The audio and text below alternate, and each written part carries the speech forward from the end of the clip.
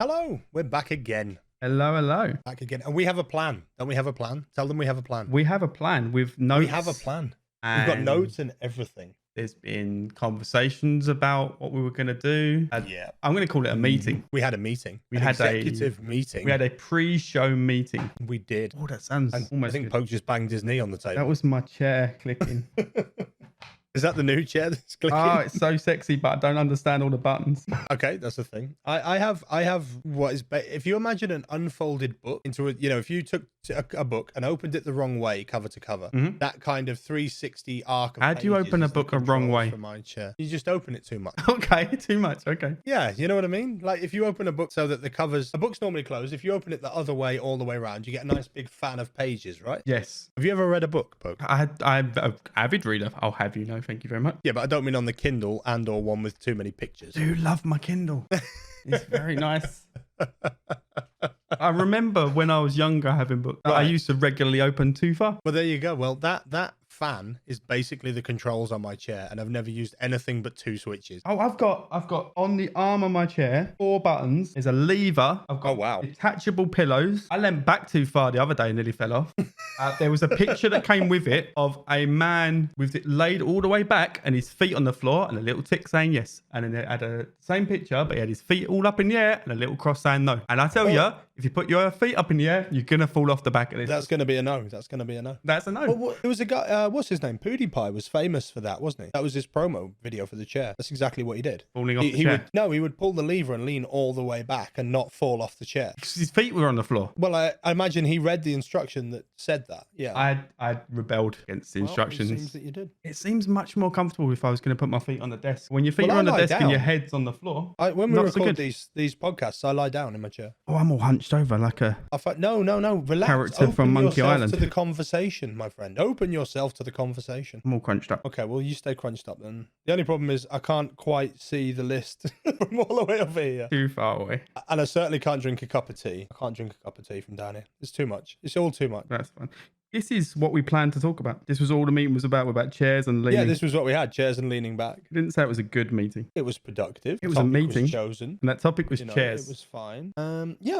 Yeah, I think it was fine. It was a good meeting. I enjoyed the meeting more than I'm enjoying. No, I like the chair thing better. Because in the chair thing, there's a story about me falling on the floor. Which is funny, right? I did not find it funny. I mean, one of my favorite streamers on Twitch is Tim the Tatman.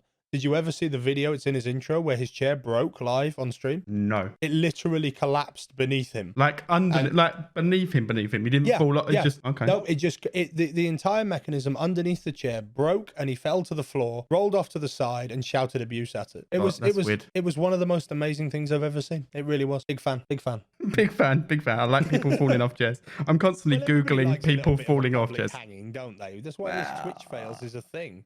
Yeah. A bit slapstick is always good in the afternoon as well. Of course it is. Especially if it's not contrived. I'm kind of happy with that. I like a bit of comedy. Speaking of comedy, Poke. Comedy Poke. Yeah. That's the thing. They have announced the Lord of the Rings game. How did you get to there from comedy? I'm going to tell you why. I'm loving your segues. I'll tell you why. Because I've spent the entire day, along with 90% of Twitter, posting, you have my axe, you have my sword, you have my bow gifts in all the tweets. And I very much considered saying something along with it, but I was like, nah. Mate, you should have just dived on in. What an experience.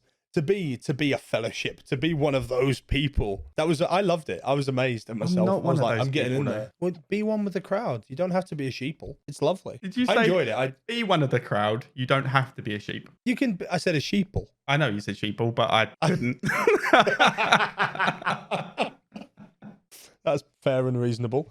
In all aspects, I understand. I think that's the thing that defines us two as people. I think so. Yeah, I think that's fair. I'm okay with it. I'll dive right in with my tin pie and my dreams. I'm quite happy with that. And I'll stand here and judge, and it'll be fine. Yeah. But I'll be in a fellowship going on my axe. I did laugh when I read that you wrote "and my axe." Yeah, it's necessary. I then posted a GIF on my own thread when I retweeted it. Because sometimes I can't decide if I want to wade into the big boy thread or if I want to go ahead and make my own little thread. You need to branch your own threads out occasionally. Be your own tree. You're fine. Well, where do you stand on Twitter and using it? Do you use it a lot or just a little? Because I don't see a lot from you. I don't. I was When I was working full time, I was using it constantly because I'd constantly be not working hard enough at the job that I had and being on my phone. So I'd have a thought and I'd type a thought. But now I feel like I'm constantly doing something and I neglect it. And it's something that I need to really focus myself onto. I enjoy Twitter a lot. I read a lot of Twitter. I just don't tweet out enough anymore. You tweet constantly and I love it. I very much enjoy Twitter. I love the way it works. I think excuse me. I think that Twitter is extremely powerful if you are very, very consistent with chopping out negative people. I think that's the trick to Twitter. If you've got someone that's posted 2 or 3 moans in a day or whines or complaints or something negative, I think you should just get rid of them straight away. And now that these unfollower apps and the like have gone away, you know, you don't have to worry about the follow unfollow crowd business that everybody rams down your throat, you know. I agree. You can just insert yourself into a conversation, you know, and I really like that. I really do. Twitter is one of the only social medias that brings a good return to what we do. You think so? Yeah, I do. In what way do you mean a good return? I mean, you can convert people from your Twitter account to your Mixer account. They don't mind. They genuinely don't mind coming over. And the thing with the social medias, right? This is just my way of seeing it. Having obviously, I'm on all of them. Instagram, getting anybody to go anywhere else but Instagram is nigh on impossible because of the one link. It's that click out. It's a very native platform. You need to have that click out. Instagram isn't a click out platform. Instagram is definitely not. You live in there. You live within Instagram. Same as YouTube. I think YouTube is, on the whole, is a stay within. I'd agree with that. Yeah. Unless extreme value has been provided. Yeah. So if you take like Harris Heller, I was 3 or 4 videos into his series before I went and was like, well, I'll go and look at the live stream. That's a very specific type of content creator because he's a tip YouTuber, so he'll give you tips on how to stream. Yeah, and educational. That's the word for educational. So he's teaching you how to be a good streamer, or at least how to be the technical side of streaming. So it's good to be able to jump into him. Whereas and see that in action. But someone who is a entertainment streamer or an entertainment YouTube creator, then would you be so inclined to jump over to their stream if they were streaming live? I probably wouldn't. That's what I mean about the value proposition. And whilst entertainment does provide value, I only need it as a fix there and then. Whereas somebody who's giving you tips and advice, I like to go and see what they're doing live so that I can absorb that information is what they're doing. Yeah. You know? Like a validation technique. I suppose. And there are those, no question. We see it on Mix all the time when a YouTuber streams. You see their channel will spike massively, and they may only do one stream a month, but that one stream may have 20,000 people in it. So there are people who come over, but it will convert. Yeah, it will convert. Different disciplines though. That's all it is. Twitter is middle of the road. If the piece of content is enticing enough, you can get people to click off. But most Twitter is viewed on the mobile. Yeah. As it is with Instagram. But again, this seems to be the thing. And I personally don't really like going off platform on mobile because it's clunky, right? It's a really clunky system. So I don't generally like doing it. The exception to all of this, of course, is Facebook. I don't use Facebook. Which exclusively don't use it. Well, I have a business page for Facebook to reserve the name, and I just use it as a cross-pollination. So my tweets go there, my Instagram goes there. Maybe that's why all that stuff goes onto Facebook. But getting someone to click off Facebook, my wife, take for example, my wife, she will happily go to a WordPress article or a Daily Mail article or something to get some sort of gossip crap. You know, she'll happily click off platform to go to that. Whereas I don't think there's another social media that does that at all. No. So I think, you know, it doesn't seem to be the way, but also the demographic that we look for, i.e. gamers, don't tend to be on anything but Twitter. It seems to be the way, maybe Instagram, but Twitter's the primary, right? It seems to be the gaming social media, yeah. Yeah, it seems to be the trick. So that converts kind of well. But I love with Twitter how you can just insert yourself into a conversation. So you can get in on, you know, you see the Lord of the Rings announcement, and there's two lines of conversation there. You've got the people that are like myself that are like, oh my God, I'm all in. It's a fantasy MMO.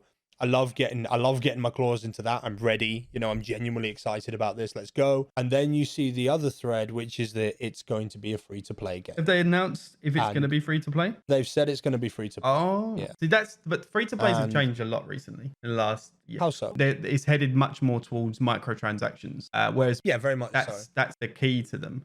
But in my, and I'm probably wrong, be fair, but the way I've always looked at them, because I never really played free to play like years ago, but they seem to be wait 20 minutes for this to, so say you've got a a farm or whatever, wait 20 minutes or buy a diamond to get the farm to do now. Whereas now free to play seems to be grind for an item or buy a loot box. And that's what I mean by change. Whereas before it was more just you had to either wait or buy, and now it seems to be play for 200 hours in a very, it's not free to play, but very Rainbow Six Siege type of way. I can play forever or buy it. The best thing, so there's two schools of thought on it, as I understand it, for folks who haven't come across. There is free to play and there is pay to win.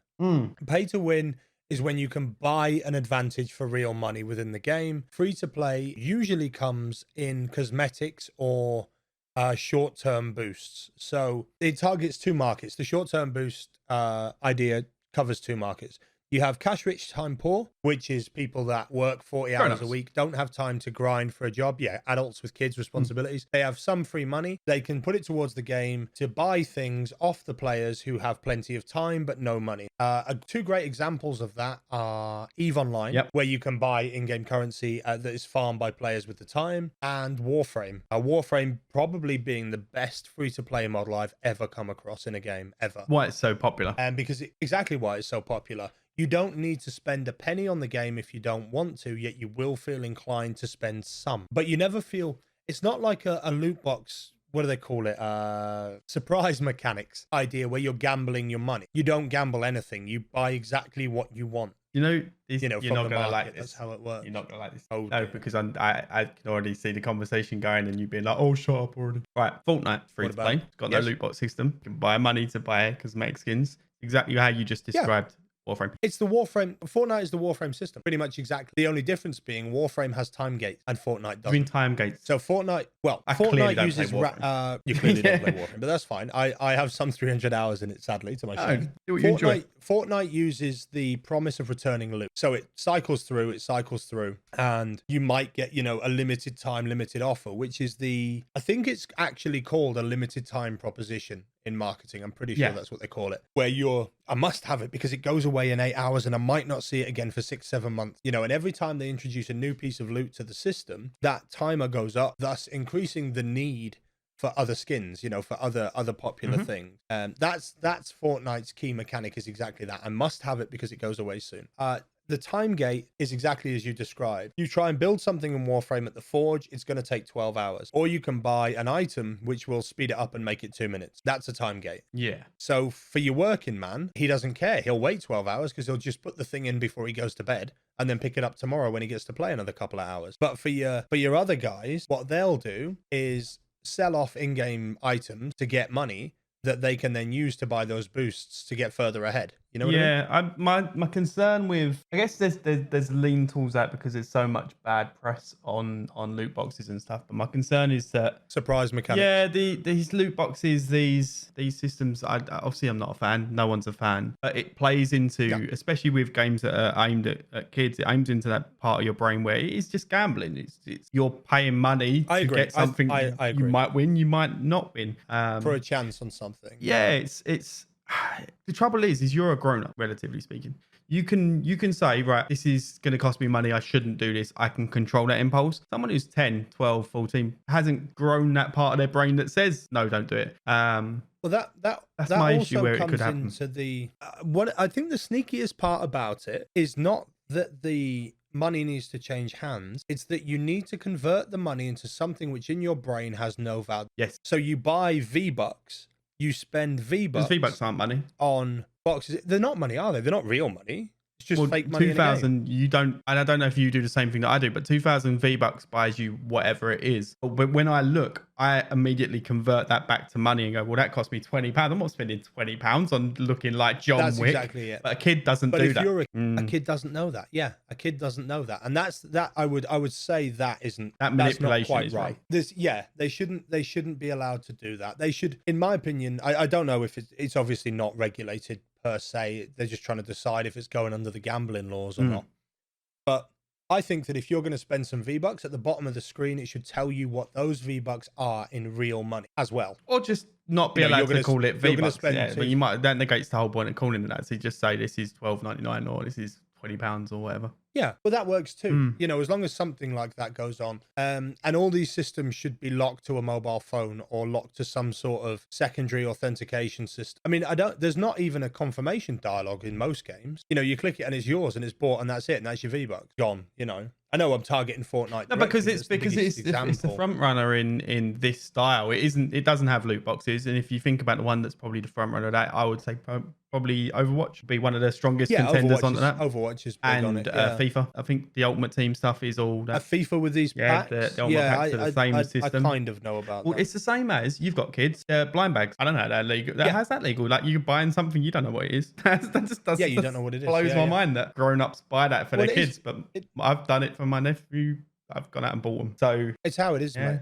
I mean, you can buy 20 packs of these trading cards, Pokemon trading cards, football trading cards, and end up with everything that you've already got. I saw, but then you've got doubles to trade with your friends. I saw Fortnite Panini stickers in the store. There are. I saw the Fortnite sticker annual. Yeah, the Panini annual, because I don't know, did you ever see that article about the maths on the Merlin? Are they Merlin books? I did. It was isn't it something like £3,000 or something silly to get? To complete with shinies was in the 3,000 region, and to complete with normals you would have to spend a minimum of £308 per annual to complete it, and that was to fill it with stickers, just the normal stickers, not shinies, not high collectibles. At the end of the World Cup or the end of the football season, you just throw it away. Just goes away. Throw it away. Start again the next year. You know what I mean? And I worry with games like Lord of the Rings. You're bringing out a big IP. It means a lot to a lot of people, and you can't help but feel that they're going to capitalize really, really heavily. Would you say Lord of the Rings is an older IP though, or an IP aimed at older and adults? I think it falls into the 2030 demographic around our age. Yeah, because it's popular with us. So it's our money. We should know what to do with it. Hopefully that'll be all right. Well, as long as it falls into the model of it's cosmetic only. Oh, I think that's worse. I think that's going to be worse for you, because I was going to call him Aragog just on purpose, just to trigger you. Wow. Then. Yeah, good. No, that's a different That's the spider in Harry Potter, I believe. It is, yeah. But if Aragorn comes up and it's £30, then you'll spend £30. I don't know if that's any better. I don't know on a money grab side of it. I don't know if it's any better. Well, we'll have to find out. There was a game that came out, an MMO called Neverwinter. Did you ever come across it? I don't know if MMOs were your thing. D&D thing. That's a Baldur's Gate type. Okay, so I never played it, but I saw it. There is a game called Neverwinter Night, which is based in the D&D universe, which came after Baldur's Gate. There's also Icewind Dale, which is the same idea. So it's the same D&D universe, but this was full MMO. Think World of Warcraft, but free. Okay. Now, in that game, whilst you were in it, you could do things like click adverts to go out and see for points and things like that. And that was how that paid to win, right? I like that. So that was, if you didn't have money, you could watch a video and earn some of the premium currency and so on and so forth. And that was kind of a good model. I don't know if the game survived. As far as I know, it kind of still worked. But games as a service, as they seem to be calling it, I really like the idea of. So like Destiny, I can buy an annual pass, and for that annual pass, I expect a certain amount of content and it not to be cosmetic. Yep. Everyone is so angry about the way Destiny gouged people in the common way that it's presented to me, gouge people for every single time a DLC came out. So you're saying that's better, but it's just everyone bolts against it. No, I'm not saying it's better. Okay. I'm not saying it's better. I like the idea of a season pass for promised content. I think that's a good way of doing it. And I don't mind paying a little bit more for that. But then if you come out and tell me I need to buy this expansion for cash and this expansion for cash and this expansion for cash, beneath that's when it gets a little bit annoying for me. I'm like, I don't want to be double dipped for content. Well, hopefully they're coming away from that. But yeah, as a rule, that's so they're saying. But there are plenty of games that do that exact model. And one of the things that's always scary in a big scale game, which is what Lord of the Rings must be, right? It's gonna fail if it's not huge, but it's got a lot of pedigree to the developers scale and plenty of lore. I mean, EverQuest was Bay for me, so old school developers working on that is amazing for me, because it's EverQuest and some of the World of Warcraft classic devs, isn't it? And I think it's some of the people who worked on Destiny, weirdly. Well, there you go. So that's a big pedigree of storytelling, level building, character. As long as the lore is built into the game, in opposed to additional cards or websites you need to go to learn about the characters, and that was never done well from a Destiny point of view. Assume knowledge doesn't work well, in my opinion, for games. Not if you're trying to. But it depends who they're trying to market. If they're trying to target hardcore fans, I guess with Lord of the Rings, at least everyone who's gonna play it knows about it. They know the character. They've at least watched the movies if they've not read the book. So I would say the vast majority of people will know each character. They might not even know the human guy's name, but they'll know the human guy, and they'll know the little guys. They might not know their hobbits, but they'll know the little guys. So they're going to be they're not going to have the same problem as starting from scratch. No, I hope they do it well. I mean, there's no details yet, right? The details are it's in production from Amazon Game Studios, which is their first IP, I think. I'm not 100% sure, but I think it's Amazon Game Studios' first IP. I don't know of anything else. I didn't research it. Google it yourself. We don't research stuff. We talk. Sometimes we don't even have a pre-meeting.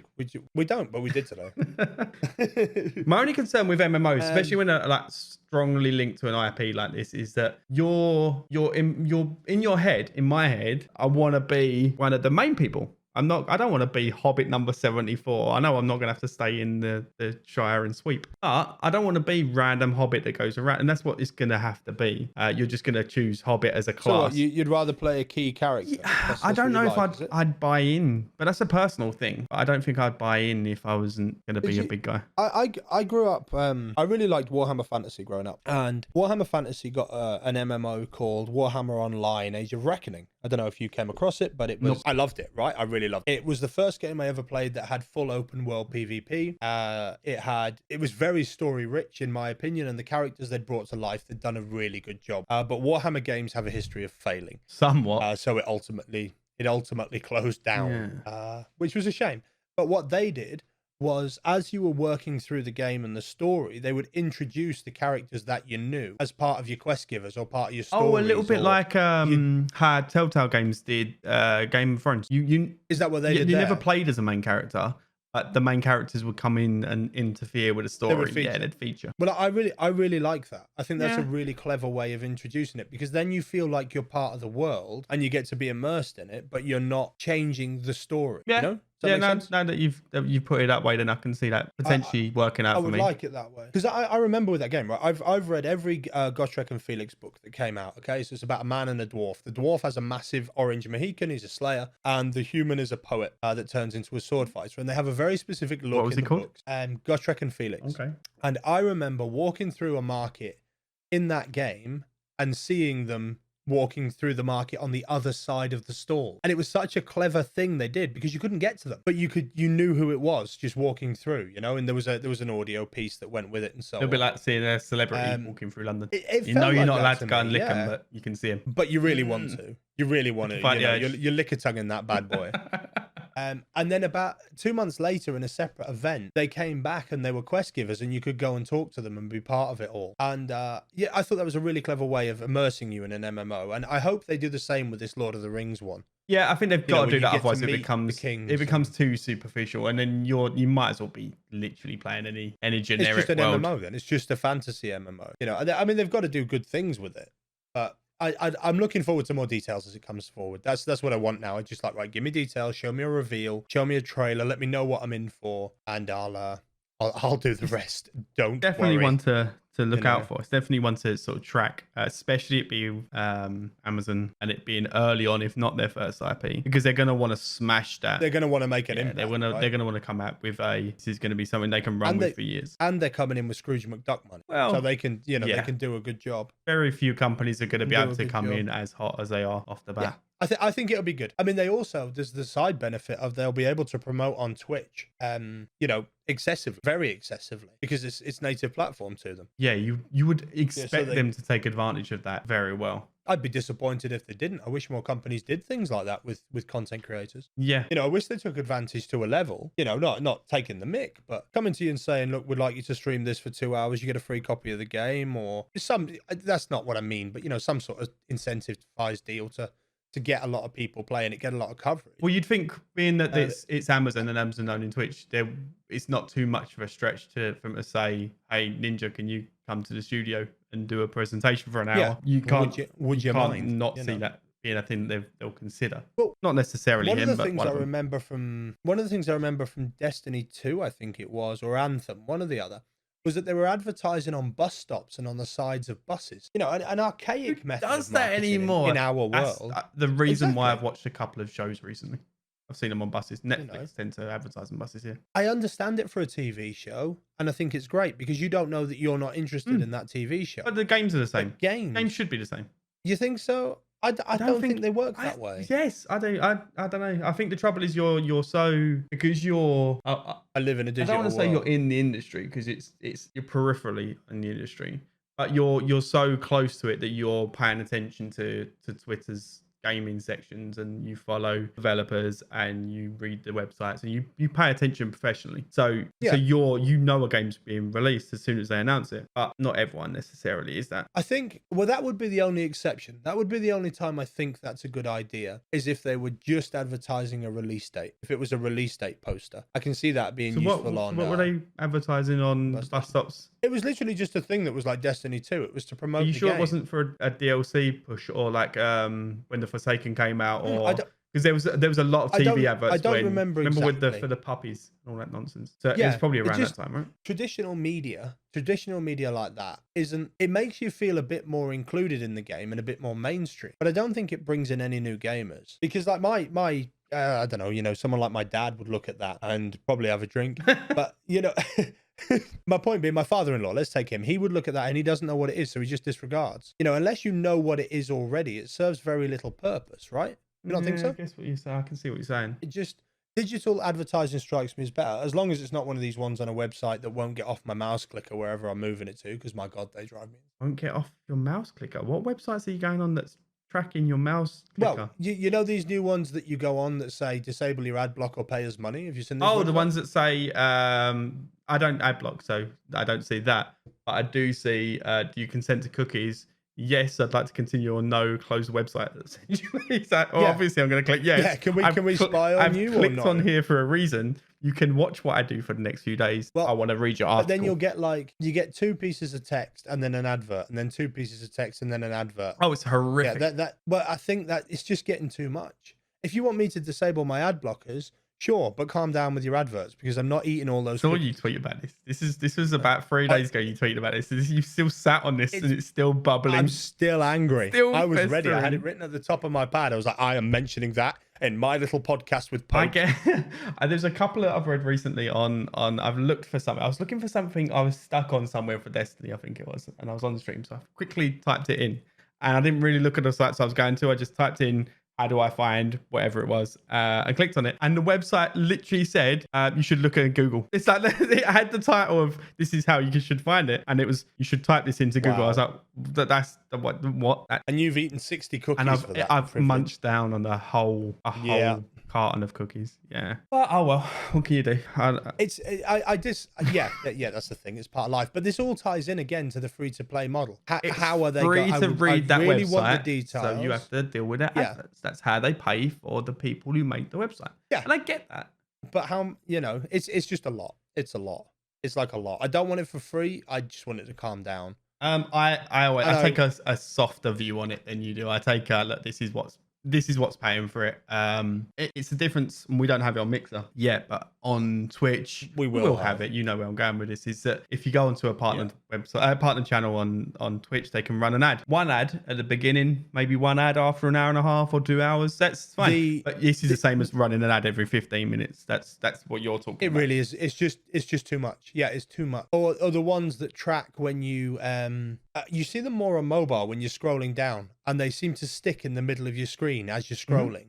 You know these? Have you seen these? Are they? I see these on Twitter all the time, and I've convinced myself that it's people who have made videos that they know roughly what the scroll down speed is, so they record a video with that pans up at a similar speed. I've convinced my head that could be fair. That's what happens, because that's genius. And if they're not doing it, I'm genius. One of those, either they're genius or I'm genius. One of us is genius. Somebody here is a genius. I want it to be me, because I still worked out that's what they're doing. And I'm still going to at some point make a video tracking up and be like, yeah, that was a lot of work. I'm not doing that again. I'm going to do one at some point, because genius. Could well be that. Could be.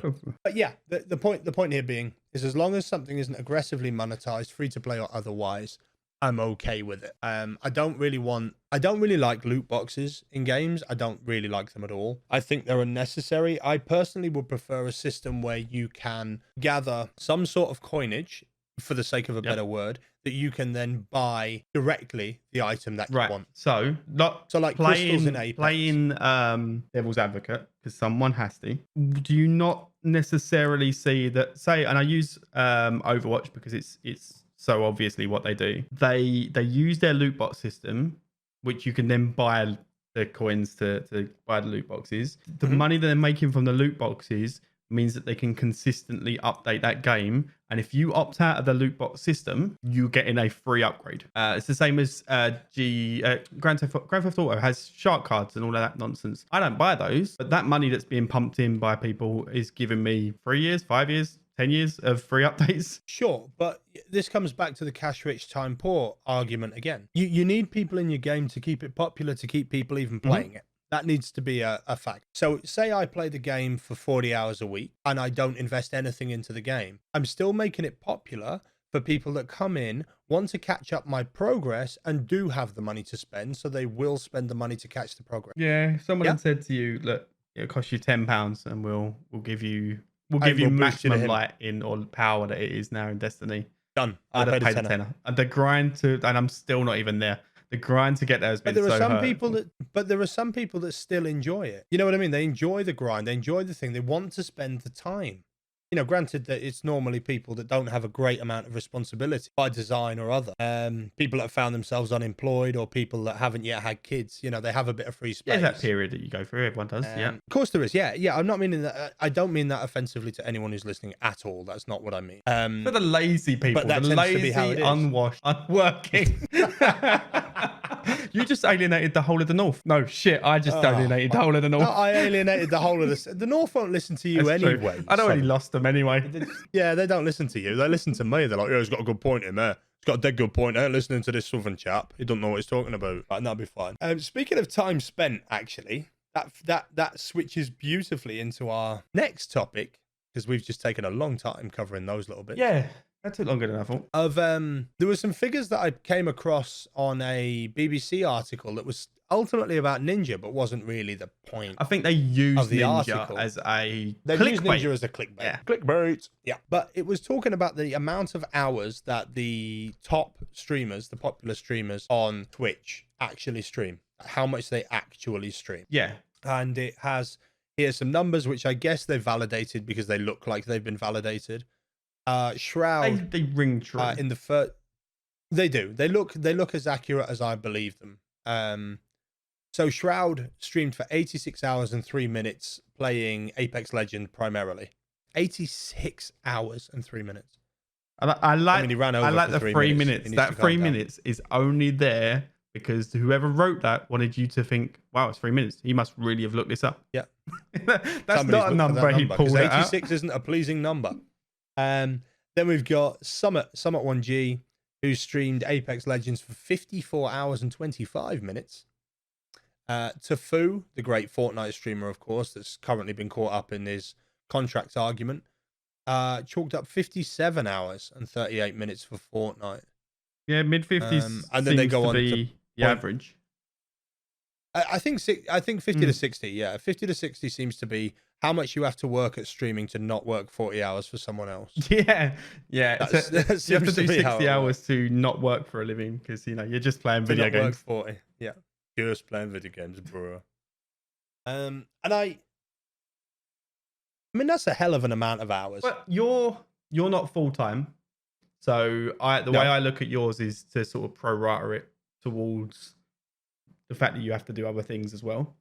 So you're probably in that ballpark if you pro-rata it out. I know that I tend to stream 6 days a week, 10 hours a day. That doesn't seem unlike me. Sometimes we go over that, so probably between 55 and 65 hours I tend to do. And that's it'll be the same with them. That's not including any sort of connecting with other people who are in the industry, or working on your overlays or working on anything in the background. That's purely on camera time. And that's the same with these guys. So it does sound about right. Industry standard. Yeah, I think 60 is fair for industry standard for what we do. And even the guys in the, the gaming industry, the devs that are building it, even them ticking into it came into light recently about crunch times and, incredibly malicious, I suppose, working practices. Toxic working practices, I guess, more. Well, go on. You have more knowledge about this than me, so. Well, I've been. What do you reckon? I think that the difference is because when it looks at the crunch time that they were talking about, when it was widely reported by the different people that were being pushed into crunch, Rockstar pushing them and Bethesda and people like that. 70 hours was being touted as that we were crunching. We were doing 70 hours a week. We were doing 6 days a week, 12 hours a day, or we were doing 7 days a week, and we were encouraged to work weekends. And that's very, very similar to what we do. So on the surface of it, it's a very, that's what you do when you want to succeed at something that you're passionate about. The difference between them and us is that we choose to do this. We choose to put 70 hours in. And I think that as a whole, we are compensated for doing it. And we might not get paid as well as they do. Different streamers obviously getting different amounts of money, but you're what you get out what you put in streaming. I don't know if they're necessarily getting their payouts at the end. I know the people at the top definitely are, but whether the devs are, whether the quality testers and those that are really being pushed, especially towards the end of a development cycle, whether they are. You think that's why we've been getting so many subpar games? Like, I think that just not triggered and demotivated. I think that's the problem, and that's a burnout issue. And there's especially with streaming, especially with content creation on our side, is that we're always warned by our peers about the people around us. You should always take days off. Make sure you look after your health. If you don't, you're going to burn out. Your quality is going to go down. You're not going to be entertaining. You're going to be grumpy. You're going to be bad. And you see that with streamers that are pushing too hard. And that is exactly the same as what's going to be happening with games. And Anthem's a really good example of that. That was hard on the crunch, and that wasn't well received. It didn't come out finished, did it? It just didn't come out finished. It does seem like that was heavily pushed to get it out to hit that deadline. And yeah, that deadline was obviously too close. Yeah, I think so. I mean, it came out like everything was there. It came out like an empty box or an empty doll's house with all the furniture in it, but none of the dolls. You're not finding that's a bit of a trend with games as well. If you look as far as things like Sea of Thieves, has I see Sea of Thieves and Anthem and No Man's Sky as very, very similar. They were released. They were really, really hyped, like overly hyped. You were presented with a world, but not really a lot to do within it. And then Sea of Thieves over the last year has added so much into it that it now feels like a full game. No Man's Sky is very popular now because it feels like there's lots to do and there's a world to actually work in. In a year's time, Anthem will probably feel like the same way. But I wonder... Maybe it's a strategy. I think it is. I think it is. I think it's a play because they can put out a game, they can overhype a game, they can release it unfinished, so do the whole, well, we've got a roadmap, which is effectively throwing your dead fish heads, and then work on the game, having pleased stock shareholders, who I assume are the ones that are problematic in this regard. They can appease them and get the initial sales, and then use that money as a push to carry on development. Quite possibly. That's how it looks to me. You also get that initial boost of money, I would have thought, from the beginning, and then it goes quiet, and then in a year's time when it has its anniversary update or new DLC or whatever it is, and it's usually a rebranded type thing, like with Sea of Thieves had the anniversary update. Yeah, you can see that there'd be another big push. Destiny is just about to do the same thing. They're going to not rebrand completely, but they're now basically calling it Shadowkeep. That seems to be... So now it's a new game. They're working on a new system. Yeah, it's a new game again. So everyone's going to go and play it. And so more people go and buy it. So it's from a marketing point of view, from a business point of view, can you blame them? No. No, I can't. I understand it. I hate it. I think it's terrible. I think because it's not given enough consideration to the end user. We expect more from our games, right? We expect much more from games now. So there are much longer development time or processing time. I mean, you could take, if everybody took the CG Project Red idea and just went, well, it'll be out when it's out, sit on your laurels and wait. Yeah. You know, which, by the way, I love. I want to preface this with that. They haven't released a game that I haven't enjoyed. They do so well. You know, The Witcher was incredible. A series coming to Netflix for that, which we'll circle back to. You know, they released The Witcher. They've released these wonderful, brilliant, narrative, massive, deep games, which are right up my street. You know, that's my kind of game. I love that kind of stuff. But I don't think all devs can do it. I think there's too much pressure and too much constraint. I think if it's the right kind of game, you can. CG Project Red. I don't want things like celebrity. I don't want celebrity voiceovers. I don't care for them. I care. It doesn't matter. They matter. Well, maybe one or two, but if you look at the trouble is, if you look at games like you just said, obviously Project Red. If you look at games like Animal Crossing that apparently got pushed back to the next year because it didn't want to go through crunch, those sort of games can survive because people want Animal Crossing and they will wait.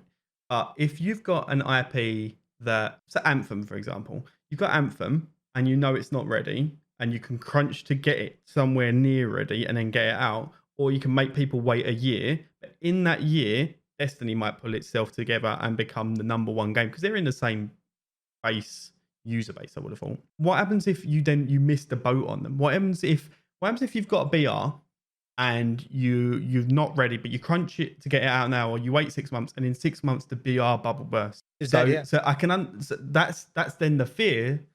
And the way to fix this is by not buying broken games, not buying games that are based off a crunch, and the consumer, us, you, me, everyone playing video games, then using their moral, ethical line and saying, well, I'm not going to play this game because their practices are bad. And no one's going to really do that because at the end of the day, video games, and we're all shiny and we want to play the newest exciting thing, especially as content creators. You can't miss out on the newest, hottest game. So yeah, a lot of it's opportunity. We're all kind of locked into that vicious cycle where we need to make that decision not to, but we can't make the decision. You can't and I can't because you're content creators. But someone who is 15 can't because he then falls out of his... They don't control the money. No, he falls out of his peer group. Like, if all of your friends are playing this game and you're not, then you're not friends with them anymore. You're a pariah. So... yeah, that's fair. You can fall out real quick as well. So it's very... It's a difficult thing. I don't know how it can be fixed. The crunch thing, to my eyes, the only way they're going to fix that is by unionizing, and that's something they should have done a long while ago, and hopefully it's something that will be done. Yeah, and will have any type of impact. Yeah, because there's no problem is there's a lot of people. The only way you can make that work is if you can get your skilled people on board. Trying to do it with the Q&A temps, that ain't going to work. They'll just get rid of them because everybody wants to be a games tester. Yeah, because everyone sees that as a route. They literally put an advert in a college. Yeah, everyone sees it as a route into the industry. So it's going to have to be the skilled people. And to be fair, it's not even necessarily the mid-tier skilled people. It's got to be the high-tier skilled people. It's got to be the daddies. And they're the ones that are... the people that can lead a team. They're the ones who are probably getting paid fairly heavily from the bonuses that come from Crunch. They come from Crunch, yeah. It's a difficult one. But hopefully they'll pull this stuff together and it'll be fine. But we should talk about things that are more uplifting, more amazing, such as The Witcher. The Witcher is getting a Netflix series. It's getting a Netflix series, and that is awesome. I'm always excited for a video game adaptation, but I always expect it to be terrible. Always going to be expecting it to be terrible. Always terrible. Can you think of a good adaptation? Absolutely not. But I can tell you that Netflix original have been coming out with some good stuff. Yeah. They've done some good stuff. And Henry Cavill's in it, and he's pretty amazing. Yeah, and he's big. He's a big guy. You know, he's a big guy. Right. Yeah, he's huge. So there's been a couple of points of controversy. It's not based on the games. It's based on the books. There's the main one. It's based on the books. Okay. Yeah. I didn't know that. So in the books, The Witcher doesn't like beards or stubble. So he's clean shaven. So in the series, he's clean shaven. He also doesn't carry two swords. He leaves his silver sword on his horse. So the iconic two swords look isn't actually a thing in the series. Certainly not in the opening scenes anyway. From the posters and stuff. Are we going to see Henry Cavill in the bath? Doing the famous Witcher's leg splayed bath scene? That's all we really want. If we don't, I'll put a wig on and recreate that. That'll be fine. That's going to haunt my dream. I'm sure I can find a tub. I'm sure I can find a tub. I'm sure I'm going to go around the north hiding tubs. I can find a tub. I live in the north. It'll be fine. We still use them. We warm our bath water by sunlight. It'll be fine. Yeah. But I am quietly optimistic because I think Carville's a good enough actor to make it a strong character. So as long as the script isn't terrible and Netflix original scripts haven't been terrible, I think it'll be okay. Yeah. I'm optimistic for it. And I love a fantasy world, especially one I'm familiar with. I'm not a Witcher fan. I've discussed this on the podcast before, as everyone loves it. I don't get it particularly. But even I'm excited about this because I think the cast is going to be good. And I say Netflix they're pretty strong at the moment with their original content. I can see it's being very good. Yeah, I think it'll be good. I do. I think it'll be really good. I do. I'm always pessimistic about them, but I want to believe it's going to be good. So I'm in on that. It's got to have been a good. Is there a release date on it yet? Sorry, I'd gone in. My brain had gone into a. There's got to have been a good movie adaptation of a. What, like Doom? The only good bit about Doom was the end bit. I didn't hate Doom. I didn't hate it. What's wrong with you? But there's a lot of video game movies that I know are completely horrible that I kind of like. Resident Evil, the first one, kind of liked it. It's completely away from my watched franchise. them because I kind of liked them, but I didn't Anyone know past really the first one was I didn't really love. But the first one, despite the fact it was so far removed from the games, I kind of enjoyed that. But a thing for Michelle Rodriguez, so that probably would be why. Yeah, I'm kind of in there with you. I'm in there scary. with you. I like scary. Street Fighter, the original, amazing. Well, it's not the original. The original, you got to go with Mario. But Street Fighter was an amazingly terrible film. God, it was. Raul Julia as Bison. Could you imagine a better Bison than Van Damme as Guile. I mean, that's the thing. Kylie Minogue as Cammy. Big money. I like that they got everyone in costumes and they did the jump. Fair. It doesn't take a lot. Series is due for Q4 2019, so it will be this year. Oh, damn, it's an 8-episode show. That's all it kind of needs. I thought it was going to be a movie. So 8 episodes. Well, it technically is just a long one. Really long one. They're going to be 45-minute episodes. Yeah, I'd imagine so. But I can get a popcorn. It's a good season of Game of Thrones. Yeah, compared to the last two, which is great. Because they were hey, they weren't that bad. Last one got a little rocky. All right, I'll give you the last episode. It was bad. It was just bad. It was just bad. They ruined my life. It's good to be taken from. It's a thing. Right, what else have we got today? Switch Lite. They've announced the Switch Lite, and everybody's got their panties in a bunch because they were all fantasizing about a more powerful Switch, and that's not what they've got, which is what Nintendo said from the start, basically. Yeah, I think we've seen two different angles. We've got a handheld, portable, fixed Switch that you can't remove the Joy-Cons and you can't connect it to your TV. As far as that's essentially what it is. There's no IR camera, there's no HD rumble, those sort of things. And people seem to be kicking off a little bit about it being a downgrade rather than an upgrade. But if you want those things, buy the Switch. And if you can't afford those things, then buy the Switch Lite. That's what the Switch Lite's for, is to make it more accessible to those that couldn't chuck out that much money. Yeah, I mean, Nintendo was smart to stick to their portable Nintendo roots. were never going to upgrade it. It's Nintendo. Their games aren't built on high spec. They're built on the Nintendo fun effect. They're just built on fun, man. They just put out fun games. I'm not fully sure the new Mario wouldn't have run on the N64. It's just... They don't need high-end graphics. 100%. That's not their sell. I don't need 1080p crisp 4K gaming. No, 4K gaming is a stupid idea. Stop it. You just don't need that in your life. 1080p is absolutely fine. I agree, because I wear glasses. It's absolutely fine. So my eyes are already not HD, so I don't need 4K. I'm not even at 1K. Yeah, these people come to me, yeah, I've got like a 52-inch TV and I play my PlayStation on it. Like, don't you have to turn your head to see the edges? What is that? What is that? It's just, in my mind, that's completely unnecessary. And it becomes a situation where it's more about bragging rights than anything else. And I've always hated that. We've just had a whole, you've just upgraded your stream setup and so via camera wise. And a lot of people that I know have set up. And I know a lot of people have gone for the 4K stuff in the camera. They've gone for a better spec on the 4K. But they're paying the same amount of money. So they're losing something that they could have used to gain something that they'll run through their PC and lose, because they're not going to stream in 4K because no one's watching anything in 4K at the moment. So it's absolute bragging rights for literally you're losing to get something in. Yeah. It's just bragging rights. And I've never liked bragging rights in games unless it was your high score on the arcade machine. You know what I mean? That was earned and fine. But I have found that gaming has become more money focused as we've come along, and it does come down to I've got this hardware and I've got that hardware, which was never really what it was about. You know? Yeah, that's especially with obviously PC gaming. I've got a 1070.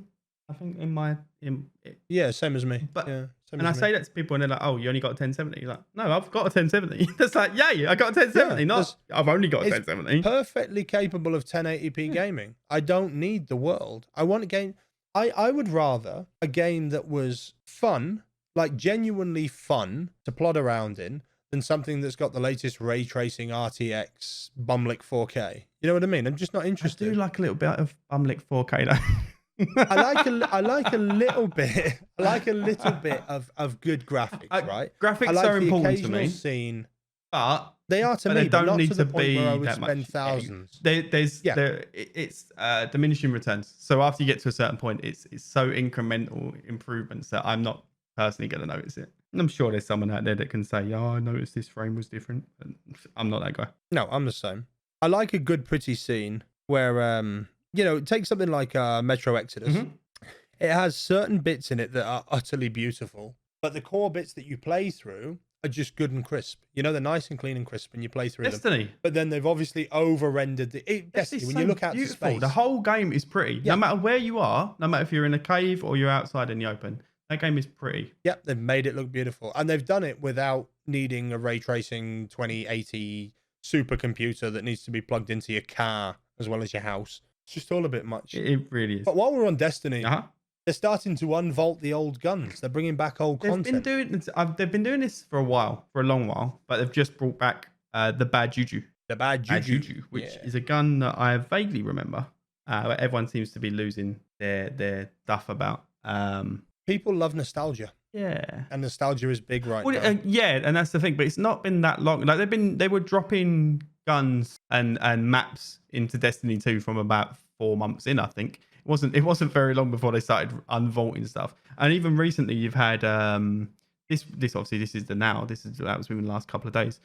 You've had the Fawn recently. We've had there's been a bunch of them. And either unvaulted or like the Whisper, which is just a revamp of an original gun. The Forsaken brought the Vestian Dynasty, so they've been doing this for a long while. I don't know how I feel about it. Do you not think I think it's a really clever way of little quests like that introduce a nostalgia trip or particularly invoke a feeling. I think are a really good way of maintaining a player base over time. Do you not see it as a cheap way of not having to come up with new ideas to just give something old? Just because then people feel like they got new content, but they haven't. I want the new ideas and the big expansions. I want the free stuff to be stuff that's quite quick and easy for them, but gives me a nostalgia hit. The Bad Juju is not free stuff. It's part of not the anniversary. The annual pass, yeah. That's it. Yeah, but I'm okay with that as well. I don't mind that either. Like you were saying, you've got to support the game to a degree. Shadow keeps coming out a less than premium price, isn't it? I think it's only 20 quid. I think I saw it as £30. I think it's 30, but it comes with but it comes with basically everything. Which has been one of my bugbears with Destiny all the way along, is that every time a DLC comes out, I have to buy that which comes with everything, and then the next one comes out and I get that with everything. So I bought the base game about 8 times by the end of the cycle. Hopefully this is the change in publisher will take that away. We'll give some more control. I mean, I like the MMO system, which has always existed, where if you buy if you buy the previous expansion to the current one, you get all previous content. So you only ever have to really do there's no point in gatekeeping out of it. There's not. If you expecting someone to spend £200 off the bat, it's unlikely that they're going to gain any new players. Exactly. So yeah. Exactly. Whereas if you tell me I need to buy a game and then I need to buy a £25 expansion and I'll get, hundreds of hours of content for free that I probably wouldn't have bought otherwise, then yeah, I'll probably do it. I've spent hundreds on Destiny because I've got on PC. I've got Destiny 2 on PC. I've got Destiny 2 on Xbox. I had the first game on PC, on PlayStation and Xbox. So I've pretty much had it everywhere that it can be. But I don't think there's a single game that I've got 10% of the hours that I've got into Destiny. So for me, it's all about the time, My ROI is good. I'd agree with that. One other point with the, with the streaming hours going in, I just want to jump back really quick. Pro gamers. When I was playing Counter-Strike professionally, you're doing 16 to 18 hours a day hard practice. Yeah.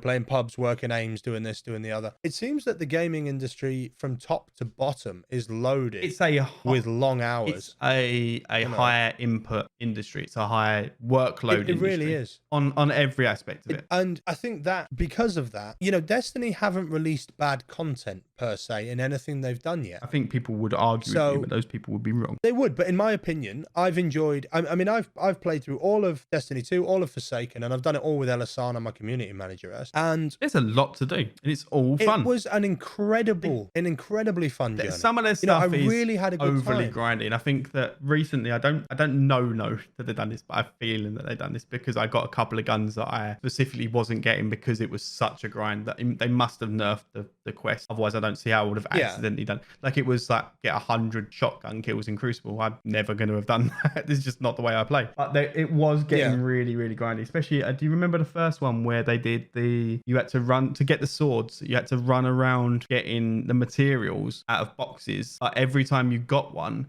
it was like you had to get like 100 to get one. So you had to keep doing it. It took about 3 hours of constant grinding and of the most boring activity just to get the sword. And then you had to do that 3 times. So they got a little bit that way at one point, but they seem to have moved away from that a bit. If I'm taking that as a personal content, I'll put a movie on the second monitor and just grind away happily, because that was after I quit any type of pro gaming. That's what I did with all the MMOs. Yeah, I think I just had a video on the second screen and you just grind through. I chucked it onto a remote play onto my laptop. Watch the TV while I did it. But perfect idea too. You know what I mean? To play a game should be your focus. A game shouldn't be a secondary activity for me.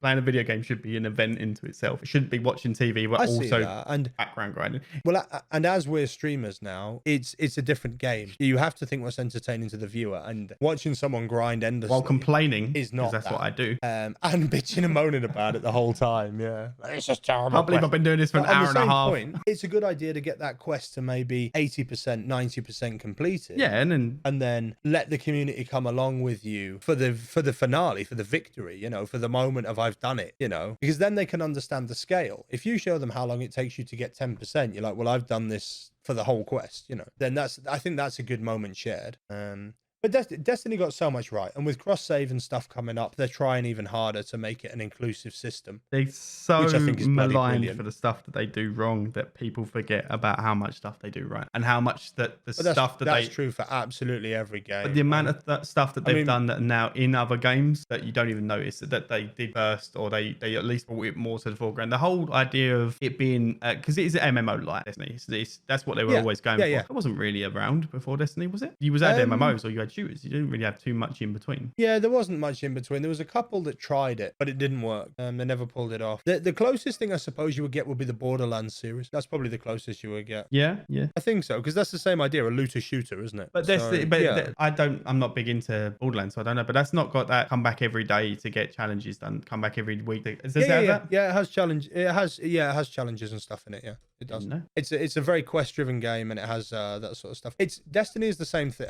Borderlands is the same thing with cartoon graphics. I assumed at the end of it, you finished the story and then it ended. Humor. No, not at all. There's raids and all sorts of stuff. Literally, this is blowing my mind. I had no idea. Yeah, there's raids in the end of it, and there's mass encounters that they add, and big bosses, and farming for iridium. All of it exists. All the currency exists, and little side quests that you miss that they add. Expansion after expansion after expansion. Incredible amounts of content in Borderlands. I had no idea. Yeah, I put hours into it. Well, I'll tell you how many hours I put into it. Let me terrify myself with this. So with some Fenristix. Well, Borderlands 2 is 200 hours. Okay, that's a good. And then the original Borderlands, I think I have 400 or 500 in, but I can't. That's big numbers. Yeah, it's pretty scary. But because that was upgraded recently to the Game of the Year, you lose all your purchase time. So, but that came out in 2011, Borderlands. But that was in my mind the original looter shooter crossover MMO. And then Destiny just picked it up and made it a bit more grown up. That was the kind of gist. They did more. You could see other people and influence things with other people. I don't know how Borderlands does raids and stuff. I've never seen anyone else in Borderlands other than me or the few people that I've decided to play with at that time. There's no. It's got Borderlands 3. I'm excited for. That's my kind of game. Hopefully that'll be expanded. It should be good. I'm excited. So right, the last thing we've got for the evening of our plan is you've just very cryptically written G2A chuff up. Chuff is not the word I wrote. With G2A? G2A. Let me pull this up. G2A apparently wrote an email to a company asking them to basically put out let me read where it says here. They wanted them to put out a article that they had written for themselves, and the quote from the email that I saw was, we have written an unbiased article about how selling stolen keys on gaming marketplaces is pretty much impossible, and we want you to publish it on your website. Without being marketed or sponsored or marked as associated with G2A, it is a transparent and just a review of the problem of the stolen keys reselling. So basically, G2A wrote that they wrote... This is unbiased. Like, it's very much like me saying, I'm going to write an article about my stream. I'm going to tell you why it's amazing and why everyone in the world is stupid for not watching it. But don't tell them I wrote it. And it's unbiased. It's nonsense. It's just wow. And one of the people that they sent it out to then obviously tweeted the excerpt for it. And this obviously this is nonsense. This is fake news. This is just not real. They've just made it up to get Twitter things. No, G2A.com Twitter account, which is verified, then tweeted back to Faust, who's the guy that showed it, saying these emails were sent out by our employee without authorization, for which we apologize to some indie games and the 9 other media, but they put 9 and then in brackets exclamation mark to the 9 other media outlets he sent the proposal to. He will face strict consequences as this is absolutely unacceptable. So they basically went, yep, we did that. Yep. But it was that guy. We let a temp use that email address. He didn't run this through us. I mean, have you ever been on stream? Oh, God. And someone said to you, Fen, you suck. And you're like, what? Why do I suck? You're like, oh, sorry, my brother typed that. Yeah, they're 5 and they do it. Okay. This is G2A. Oh, my days. Oh, my days. It's a big one. Yeah, Oh, I mean, G2A has been controversy from go. Yeah. Right? All key sites are controversy from go. But trying to improve your image by forcing is a. But trying to underhandedly write your own articles and then say, please don't tell them that it was us. We don't want you to say we didn't sponsor you to say this. Us. We're not paying you to say this. We're not associated with this. No hashtag ad, please. It's so underhanded that if I had made that up, you wouldn't believe me. Yeah, that's fair. I don't think that's. What do you do with that? It's a level of stupid that you don't often see out there in the world. Yeah, blaming the old cousin mother for getting your account banned is a bit silly. The fact that they put, let's be honest, and 9 exclamation mark over outlets, like even G2A were blown away by the amount of people that you said that. You said this to 10 people. Oh my! Only one of them have seemed to have called them out on it though. What happened to the other 9? You got those articles are on their sites. Well, that's even. They probably just deleted it thinking it was spam mail. There's no way this is real. No. There's no way this comes from G2A at Outlook. Got to be that's what you do, isn't it? You're like, what is this? What? No, this isn't the thing. Yeah, no, I don't. It's been my highlight of my internet today, is finding that out. And yeah, that's fair. I would have enjoyed. I mean, I gave everyone my axe. You've been playing with your axe with the Lord of the Rings, and I have been giggling at G2A. Yeah, G2A doing a mass chuff. I mean, there's a lot of information on there that they gave. It's a real skim of the, but that's the crux of it. That's the key. The key point is that points there. Well done, G2A. Yeah, you did a smart. But I thought that would be a very good way to end the stream. That someone else is having a bad day, someone else's stupidity has caused them problems. Now we get to go to sleep and be happy. Yeah, because it's time. I'm going to bed. Indeed. You got bed. Yeah. See you then, my man. See you next week. Bye, guys. Bye.